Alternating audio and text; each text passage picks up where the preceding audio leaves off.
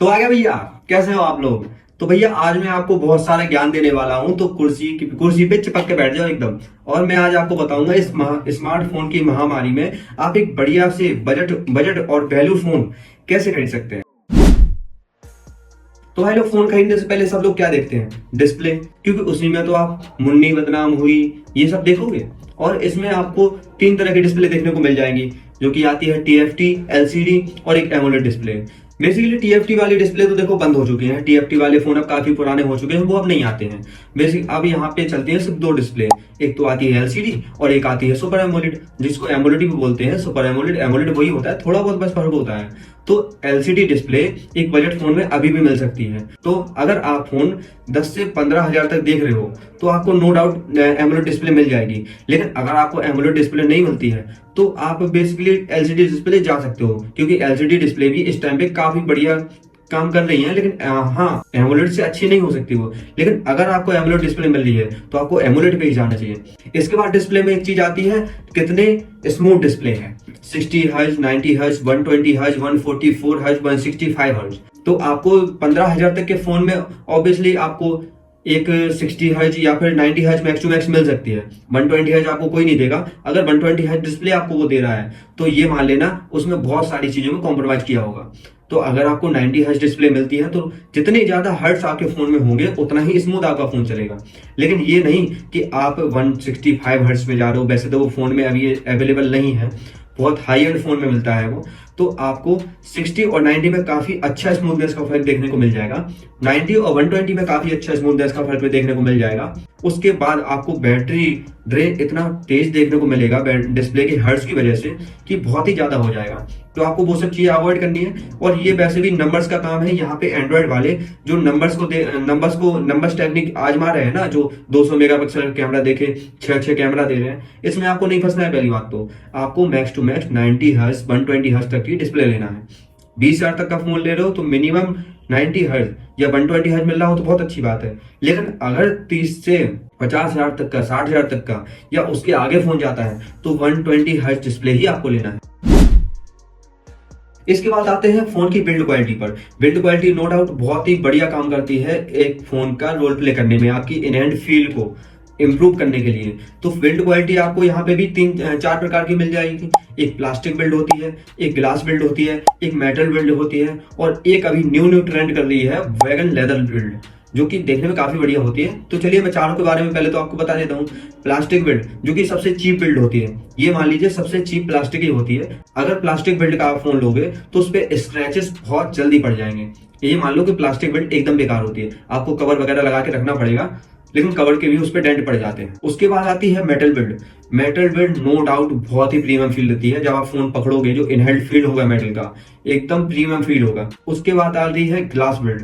Glass build जो आजकल के फोन, जो एप्पल आईफोन जो सारे बने हैं 8 प्लस के बाद से, सारे ही ग्लास बिल्ड के साथ आ रहे हैं। और सैमसंग S24 अल्ट्रा, जितने भी प्रीमियम फोन आते हैं सारे ग्लास बिल्ड के साथ आते हैं। ग्लास नो डाउट बहुत ही प्रीमियम फील होता है हाथ में पकड़ने में। जब आप फोन को पकड़ोगे इनहैंड फील उसकी लोगे, बहुत प्रीमियम फील होगा।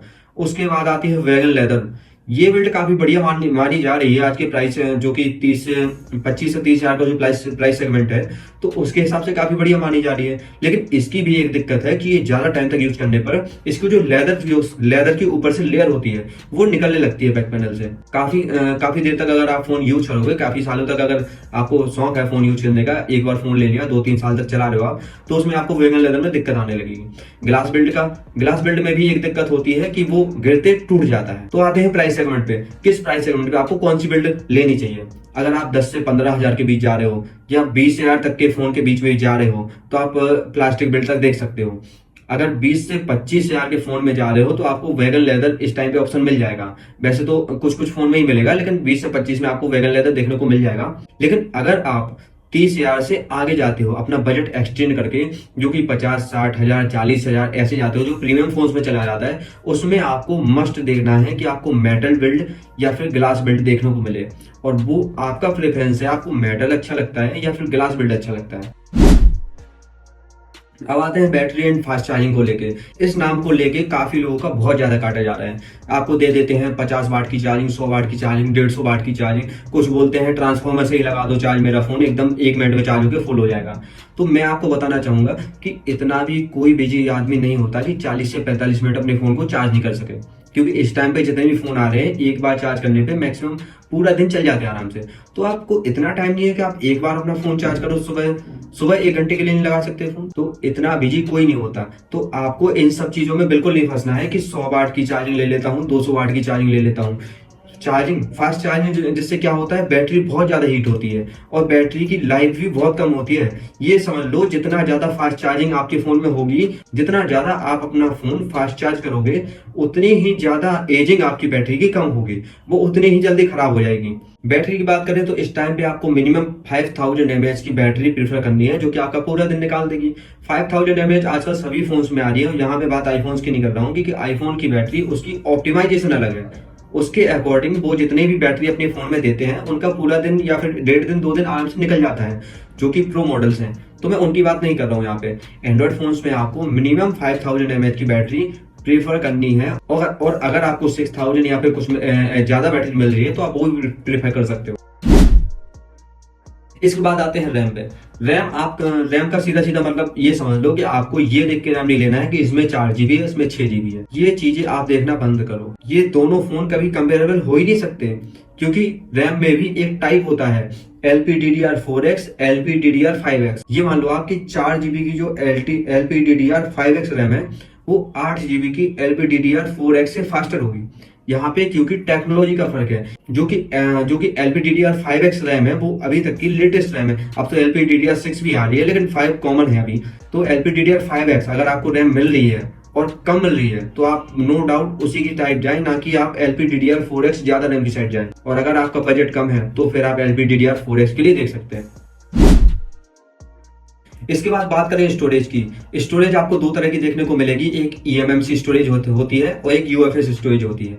क्या देखा जाए तो TFT डिस्प्ले की तरह ही eMMC स्टोरेज भी काफी कम देखने को मिल रही है। काफी बहुत सारे फोन्स में एकदम निकाल दी गई है, क्योंकि वो बहुत ही स्लो होती है। अगर आपके फोन में eMMC स्टोरेज है तो कितने भी अच्छे फीचर हो उसमें, प्लीज उस फोन को अवॉइड कीजिए। आपको UFS 2 या UFS 3 के अगर आपको स्टोरेज मिले, वैसे तो 10,000 और 10 से 20,000 के फोन में आपको UFS 2 ऑलमोस्ट स्टोरेज देखने को मिल जाएगी।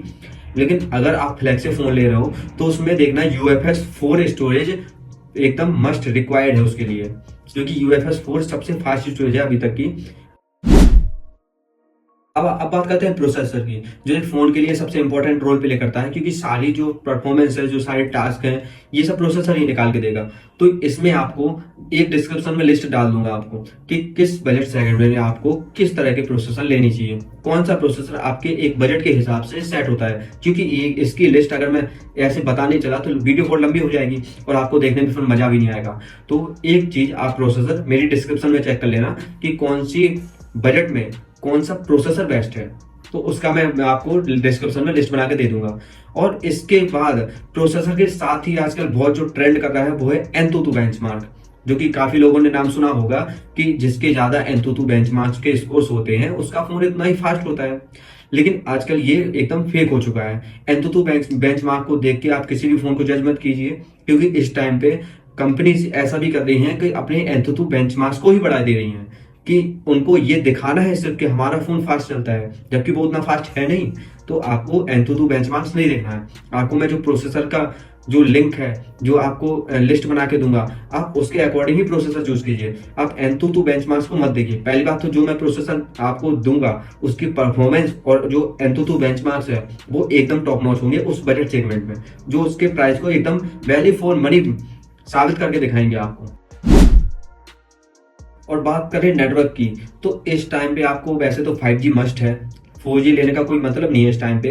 तो आपको 10-12 हजार में भी बहुत सारे 5G फोन्स आते हैं जो 5G देते हैं। वो नेटवर्क बैंड जो होते हैं वो नेटवर्क बैंड बहुत कम देते हैं, जिससे आपका 5G की स्पीड वगैरह और बहुत सारी चीजें सही से नहीं चल पाती हैं। वो सिर्फ 9 के 5G होते हैं। तो मिनिमम आपको ये देखना है कि फोन में आपके 11 5G बैंड होनी चाहिए। 11 से ज्यादा है तो बहुत अच्छी बात है, लेकिन मिनिमम आपको 11 5G बैंड होनी चाहिए आपके फोन में 5G को एक बहुत ही बढ़िया एक्सपीरियंस लेने के लिए। और उसके बाद करते हैं ऑपरेटिंग सिस्टम की, जो कि सबका अपना अपना खुद का यूज होता है। इसमें मैं आपको कुछ नहीं कह सकता कि मतलब कौन सा ऑपरेटिंग सिस्टम आपको लेना चाहिए, लेकिन जिसको जो अच्छा लगे। किसी को MI UI अच्छा लगता है, जो कि हाइपर OS अभी नया आया है, किसी को सैमसंग का One UI अच्छा लगता है, किसी को iOS अच्छा लगता है। तो वो आपकी पर्सनल चॉइस है, किस में आपको अच्छा एक्सपीरियंस मिलता है, कौन सा आपको देखने में अच्छा लगता है।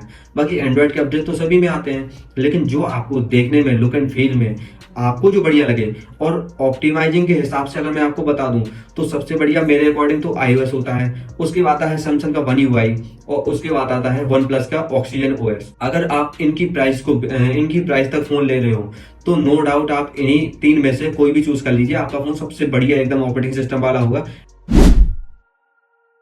तो गाइज मैं आपको कैमरे के बारे में बताना भूल गया था अपनी वीडियो में। तो उसमें जैसे कि मैं पॉइंट लिखा था, मैंने स्क्रिप्ट भी लिखी थी, लेकिन मैं उसमें भूल गया कि मैंने कैमरा के बारे में नहीं बताया है। तो गाइज आपको कैमरे के हिसाब से आपको सबसे पहले कैमरे के भी आपको नंबर्स नहीं देखने हैं कि किस में 50 मेगापिक्सल का कैमरा है, किस में 100 मेगापिक्सल है, किस में 108 मेगापिक्सल का कैमरा है। तो गाइज आपको उसमें देखना है कि उसमें सेंसर कौन सा पड़ा हुआ है, सैमसंग सोनी का लगा हुआ है या सैमसंग का सेंसर लगा हुआ है। तो आपको मेगापिक्सल पे नहीं जाना है। जैसे कि आप लोग जानते होंगे कि जो आईफोन है उसमें बस सिर्फ 12 मेगापिक्सल का कैमरा होता है, और जो कि एंड्रॉयड फ़ोन होते हैं उनमें 108 मेगापिक्सल, 200 मेगापिक्सल, फिर भी वो इतने कुछ खास काम नहीं करते हैं। तो सिर्फ कैमरा सेंसर की वजह से ये सब होता है। तो आप अपने बजट के हिसाब से कैमरा सेंसर को प्रीफर कीजिए, ना कि कैमरा के मेगापिक्सल को। कैमरा के मेगापिक्सल को आप बहुत ही कम प्रायोरिटी दीजिए। हाँ, अगर मिल रहा है मैक्सिमम आप 50 मेगापिक्सल तक जा सकते हैं, कोई दिक्कत नहीं है, लेकिन ज़्यादा भी मिल रहा है तो कोई दिक्कत नहीं है। लेकिन उसमें आपको सबसे प्राइमरी चीज़ जो देखनी है वो सेंसर है। तो सेंसर आपको, और मैं कुछ बेस्ट कैमरा सेंसर फ़ोन और जो भी मैंने अपनी जो स्पेसिफिकेशन बताई हैं जिनके आधार पे आपको फ़ोन लेना चाहिए, तो उसके कुछ फ़ोन्स मैं आपको डिस्क्रिप्शन में लिंक दे दूंगा, उसकी लिस्ट बना के भी दे दूंगा आपको, कि उनमें से आप कोई भी फ़ोन खरीद सकते हैं। काफ़ी बढ़िया फ़ोन रहेंगे वो आपके लिए। इसके बाद बात करें सर्विस सेंटर की, तो गाइस सर्विस सेंटर सबसे आप वैसे तो ये चीज देखते नहीं होंगे, ऑनलाइन फोन्स मंगाते होगे या ऑफलाइन फोन्स मंगाते होंगे, तो सर्विस सेंटर आप बिल्कुल नहीं देखते होंगे। आपको लगता होगा कि सर्विस सेंटर क्या ही देखना है, लेकिन इस टाइम पे सर्विस सेंटर मस्ट है। जहाँ पे ग्रीन लाइन इश्यू आ रहे हैं, फोन की डिस्प्ले टूट जा रही है, जहाँ पे फोन्स पर बहुत सारी इश्यू आ रही है, तो आपके अपने एरिया में एक सर्विस सेंटर होना जरूरी है। या फिर आपके एरिया में नहीं है तो कहीं आसपास की सिटी में आपका सर्विस सेंटर होना चाहिए, जहां आप जाके अपना कंसर्न उनको बता सकें, उनसे सर्विस ले सकें। और सर्विस सेंटर होने के साथ साथ आप ट्विटर पे, यूट्यूब पे या कहीं और उसकी थोड़ी सी रिव्यू चेक करें, थोड़ी सी रिसर्च करें उस सर्विस सेंटर के बारे में कि क्या ये सर्विस सेंटर ठीक से काम करते भी हैं या नहीं करते हैं। मतलब कस्टमर रिव्यू जो कि ट्विटर पे आपको देखने को मिल जाएंगे, ट्विटर थोड़ा बहुत चेक करना आप, तो वहां पे आपको कस्टमर रिव्यू मिल जाएंगे, जिससे आप सर्विस सेंटर की रेटिंग्स वगैरह या फिर कैसा वो आपको ट्रीट करते हैं, कैसे वो कस्टमर की प्रॉब्लम्स को सॉल्व करते हैं, वो होना बहुत जरूरी काम है आपके लिए इस टाइम पे। तो चलिए गाइस, ये सब पॉइंट देखते हुए आप एक बढ़िया सा फोन खरीद सकते हैं। और चलिए आज की वीडियो को खत्म करते हैं। Thanks for watching guys.